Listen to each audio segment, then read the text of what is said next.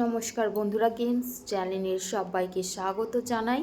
তো আজকের রান্না হবে বাঁধাকপি দিয়ে, আলু দিয়ে, বেগুন দিয়ে, কড়াইশুঁটি দিয়ে বাঁধাকপির ঘন্ট আর মাছের ঝাল। দেখো এখানে সিলভার কাপ মাছ নিয়েছি।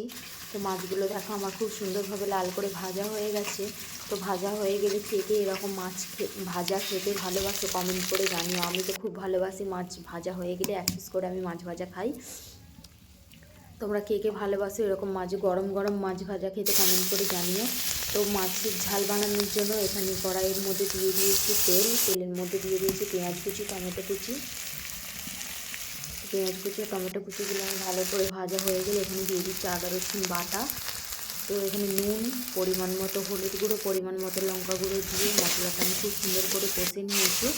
এখানে দেখো পরিমাণ মতো জল দিয়ে দিয়েছি আর ভেজে দেখো মাছগুলো ওর মধ্যে দিয়ে দিয়েছি। তো এবার মাছের ঝালের যে রসটা, সেই রসটা আমি একটুখানি কড়াইতে নেড়ে নেব। তো দেখো এখানে আমি মাছের ঝালটা খুব সুন্দরভাবে তৈরি হয়ে গেছে। তো এবার আমি এটা নামিয়ে নেব।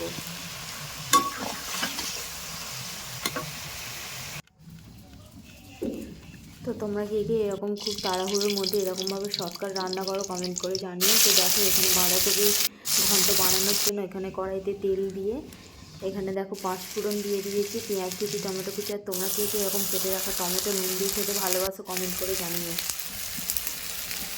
তো দেখো এর মধ্যে দিয়ে দিয়েছি পরিমাণ মতো হলুদ গুঁড়ো, পরিমাণ মতো লঙ্কার গুঁড়ো আর দিয়ে দিয়েছি পরিমাণ মতো নুন। তো দিয়ে দেখো মশলাটা এখানে আমি কষতে থাকবো ভালো করে। তো মশলাটা আমার কষানো হয়ে গেলে কেটে রাখা বাঁধাকপি, আলু, বেগুন আর কড়াইশুঁটি দিয়ে দেবো এর মধ্যে। তো দেখো এখানে আমি বাঁধাকপিটা যেহেতু আমি আগে থেকে সেদ্ধ করে রাখিনি, তো বাঁধাকপির রসটা যতক্ষণ না পর্যন্ত টান টান ভাব যতক্ষণ না পর্যন্ত হয় ততক্ষণ পর্যন্ত কি আমি জাল দিয়ে যাব। দেখো ছাড়িয়ে রাখা কড়াইশুঁটিও ওর মধ্যে দিয়ে দিয়েছি। তো অনেকক্ষণ থেকেই ওইটা আমার ভাজা ভাজা মতন হয়েছে ভালো মতন। তোমরা যদি এরকম বাঁধাকপি খেতে ভালোবাসো শীতের মধ্যে কমেন্ট করে জানিও। আর তোমাদের রান্নার ভিডিও কেমন লাগলে তোমরা সেটাও কমেন্ট করে জানিও। তো দেখো এর মধ্যে আমার খুব সুন্দরভাবে কষানো হয়ে গেছে। যতটা বাঁধাকপি ছিল অনেকটা কমে গেছে ভাজা ভাজা করবার পর। তো এবার এর মধ্যে আমি দিয়ে দেবো পরিমাণ মতো জল।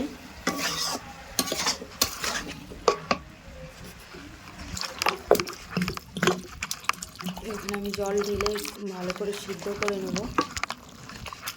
তো দেখো আমার খুব সুন্দরভাবে সেদ্ধ হয়ে গেছে। এবার আমি ঘন্ট করে নেবো, জিনিসটা যেহেতু ঘন্ট হবে সেই